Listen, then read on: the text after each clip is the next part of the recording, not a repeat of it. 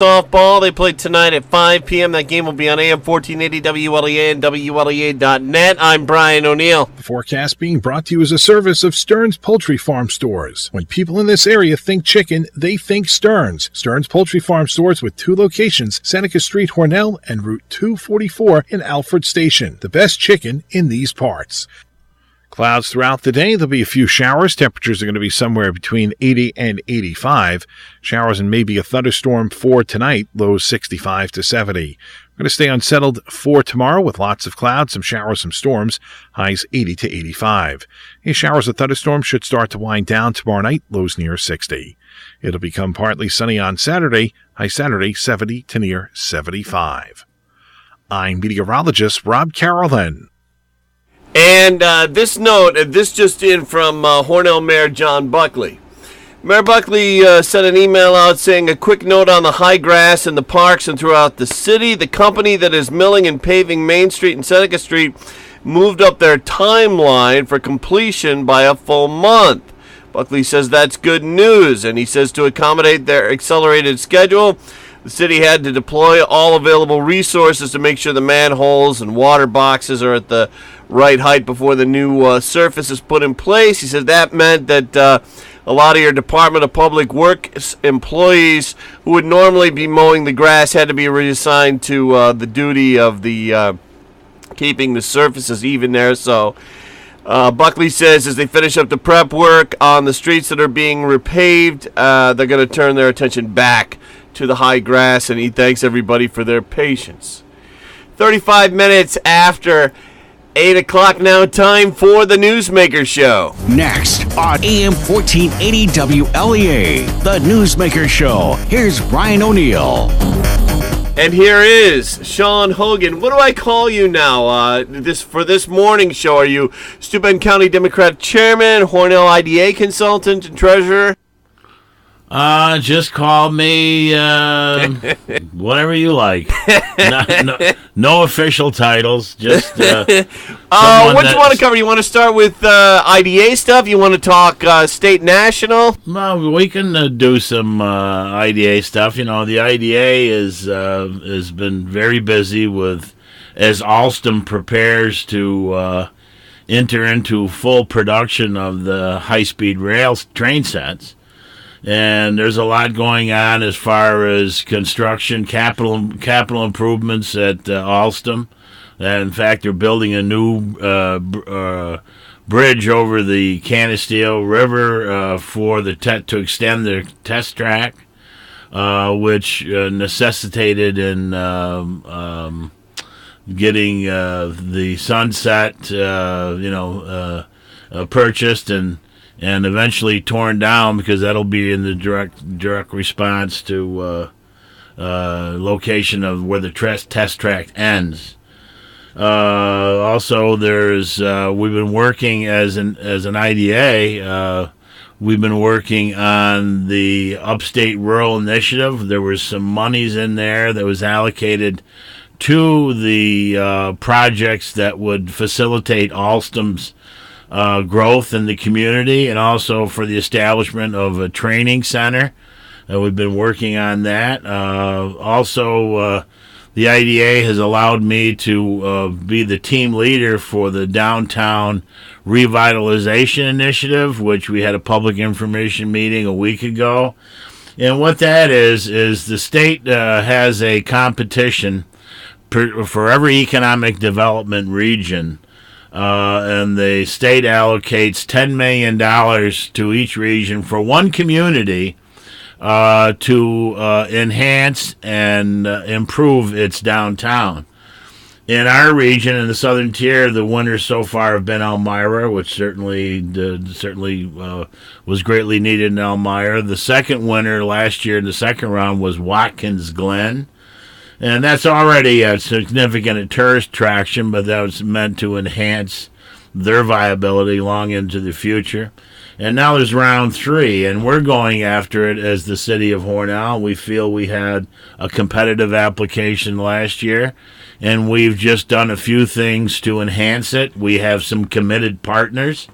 And just yesterday afternoon, I had a meeting with Skip Sullivan and Jim Griffin and Craig Clark and Jamie Johnson from the Steuben County IDA, and we're talking about establishing, if we are successful with the DRR, establishing a learning center in downtown Hornell, which would be run by the state Alfred State College, and it would be a wow factor project for our downtown, because it would be, we envision it as the center for continuing education, alternative education for the non-traditional student, evening and weekend schools. Also, a training center there for Alstom and other local industry, and it would be a major presence in our downtown. So we feel that would be an attraction for our downtown. It would utilize some unutilized or underutilized buildings. So that's one of the focuses of our downtown revitalization efforts. So we'll be working on. In fact, the application is due tomorrow. Heather Reynolds is the city planner who's been working diligently on this. The other team members are Rex Simpson, who was an architectural professor at Alfred State, recently retired, and Ashley Weekland, who is in the DPW engineering office, who's been helping us. So we feel we have the IDA has updated the Hornell promotional video to include some of the ongoing projects, such as Fairlawn Hills, which is the Reedman development, the residence at Hornell, which is the Bassett apartment complex, and highlighted some of the things, highlighted the brand new $64 million hospital and $21 million medical village, the doctor's offices in the town. So there is a significant amount of activity going on. Not counting Alstom's investment in their capital projects, but you talk about the investment in capital projects that has been taking place in Hornell or ongoing. You got a $9 or $10 million investment at Fairlawn. You got a $9 or $10 million invested at Bassett, the residence. You had within the last year, you had $9 million at Lincoln Gardens.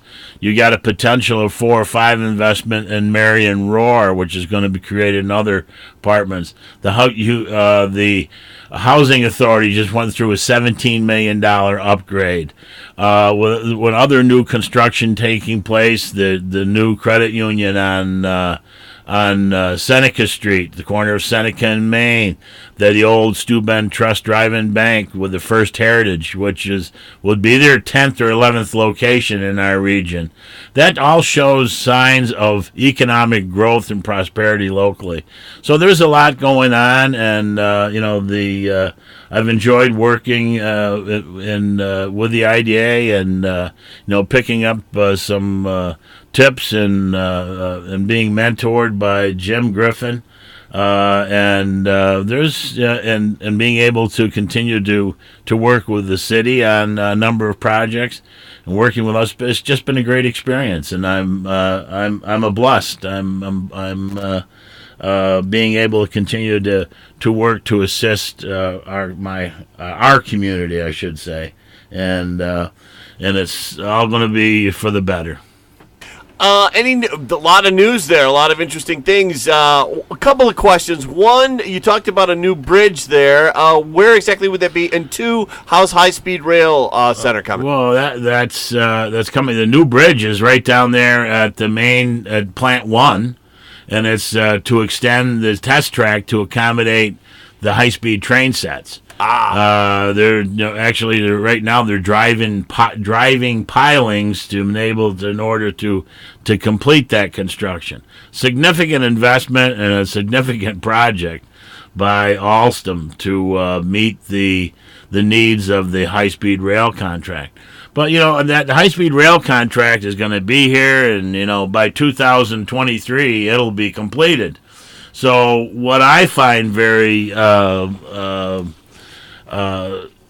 enlightening and very important for the future of our community is that Alstom is looking beyond the high-speed rail to other contracts and to be able to continue to keep that plant full. So there's a conscious effort on the part of Alstom and its management team to continually seek and get awarded new contracts. So there's great activity there, not just on the high-speed rail, although that is the focus now, but there's a lot of other things going on at Alstom that are very important. But we lose sight of the fact that TTA is expanding. Gray Manufacturers, who is doing very well. Lynn Industries is looking to expand their presence in our community. You have ATM. Yes, under they. So how are things going with ATM? No, everything seems to be going very well, and you have Amextra, which is on Bank Street, which is located in the old TTA factory that's in a growth mode. They're small, fledgling, but they're doing very well. And so we're not just focused on one entity. There's a lot going on. And we certainly are continually trying to improve the economic environment in our community, enhance the quality of life. The potential for commercial expansion with Flom out of Rochester being the managing partner of the plaza, and they're focused on expanding into that other available 22 acres. So there's just a significant amount going on, and like I say, we're blessed, we're happy, and happy to be busy, and happy to trying to improve our community. Going to take a quick break, talking with Shawn Hogan this morning here on Newsmaker. When we get back, we're going to talk with Shawn about the Democrat convention on Long Island that he was just at. Stay with us. Do you want to make your home buying experience smart, simple, and convenient? At Steuben Trust Company, our dedicated team will answer your questions and guide you through the entire process. Our goal is to find the right mortgage solution for you and your family and make owning your dream home reality. So stop into any one of our convenient locations or visit us online, SteubenTrust.com, to learn more. Steuben Trust Company, member FDIC, an equal housing lender. Let me introduce to you the one and only Rob Carolyn. There's more than one and only. I got two cousins at least named Rob Carolyn, so there's more than one of me. But I'm the only meteorologist. What do the others do? Just curious. One of them's going to become a priest. He's about to be ordained soon down in the southern part of the state, and I think his dad is retired, actually. Interesting. Yeah, there's a priest with my name out in San Francisco, California. So what do we got weather-wise? Well, we got warm temperatures this morning. We're starting out way up in the 60s and in the lower 70s, Brian. And as the day goes on, we're going to notice some showers, some thunderstorms kind of popping up as warmer, more humid air flows in from the south. Temperatures today 80 to 85, so it's going to become uncomfortable outside today with a combination of heat and humidity. Sun came up this morning at 5:36. It'll set tonight at 8:40. Now, tonight we'll see scattered showers and storms. We remain warm and humid overnight, 65 to 70. Scattered showers and storms are possible tomorrow, too, 80 to 85. Looking ahead to tomorrow night, the showers and thunderstorms will diminish during the evening at 60. Then for Saturday, clouds and some sunshine, cooler, 70 to 75. We're partly sunny into Sunday, Brian. And back with Shawn Hogan this morning. So how'd the convention go? It was very interesting. It was on Long Island. That's always interesting. It's never easy to get to and even harder to get off of. But the convention was interesting. The fact that you have a challenge from Cynthia Nixon, who really it's kind of hard to figure out what her agenda is, other than wanting to spend more on education. I think what the question is not spending more on education, as New York State leads the nation in education spending, on average of $22,000 per student. I believe that the issue is aiding poorer school districts versus the more affluent school districts.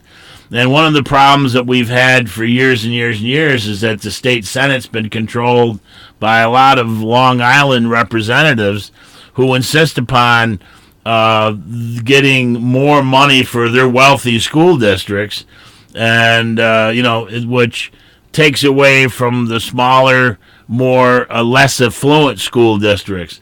That's her issue, and I think the governor understands that. But it's a tripartite government. You have the executive, you have the assembly and the Senate, and they're not controlled by the same party, and so there are issues that have to be negotiated. Certainly, the Long Island senators want to make sure that they're reelected, so they're pouring as much money into their districts and school districts as possible.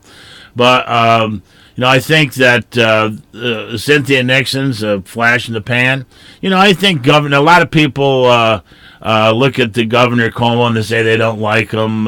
He's got because of his abrasive nature. He's a New Yorker. And he's a tough New Yorker.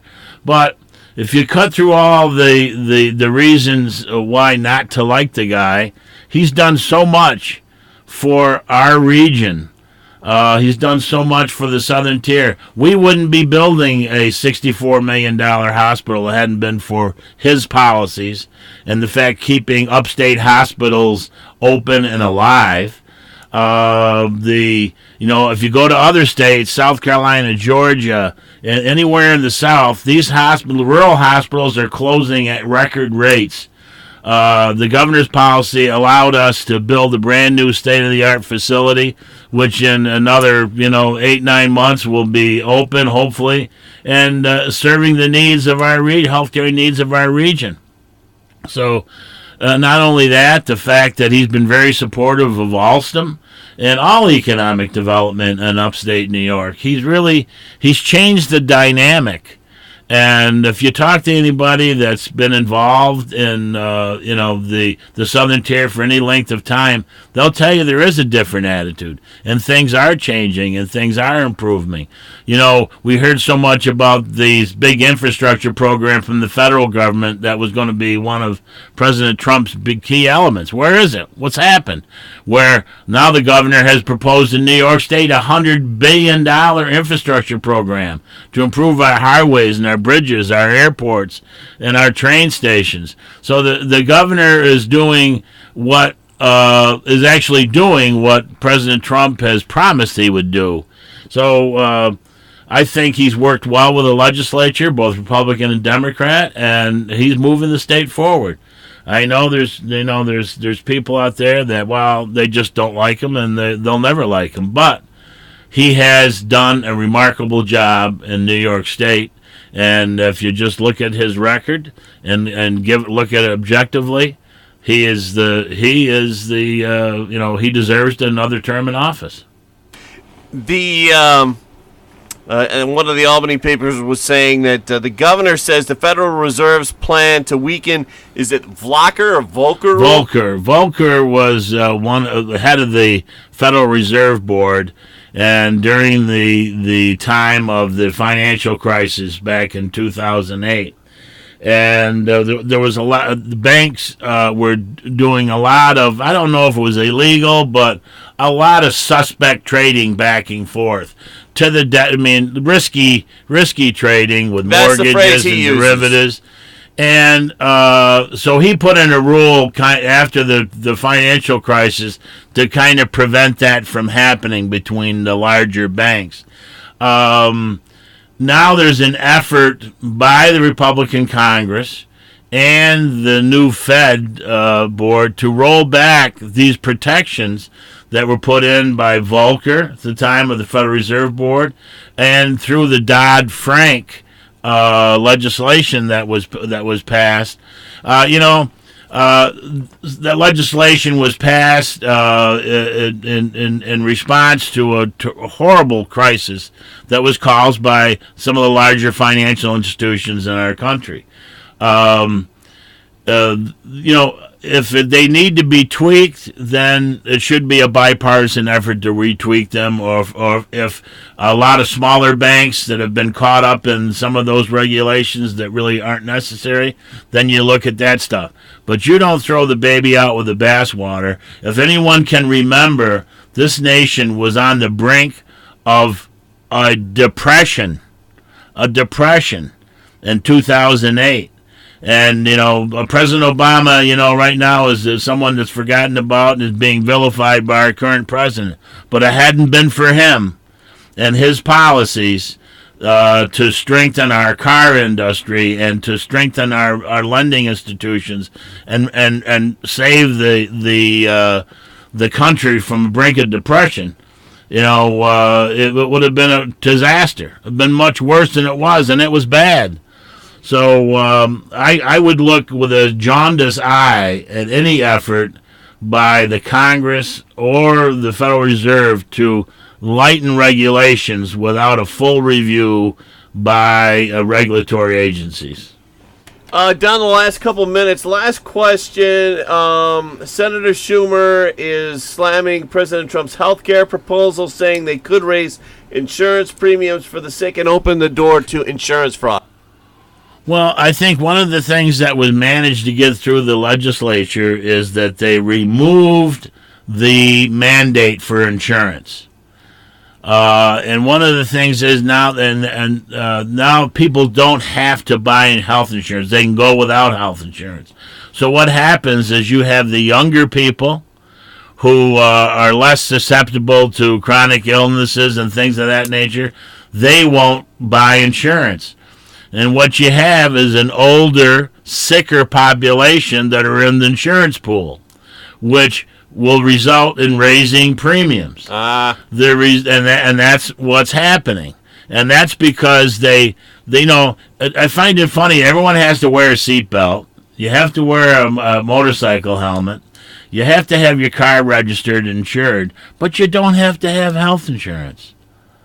And those who are being forced to buy health insurance, most of them were buying it on the exchange and getting subsidies. So why not buy health insurance? But that was the big push by the Republicans to remove that the mandate to buy health insurance, and it's going to really foul up the markets. We're out of time. So glad to have had you in this morning, Shawn Hogan, and thank you so much for stopping up. It's always a pleasure, Brian. AM 1480 WLEA Hornell.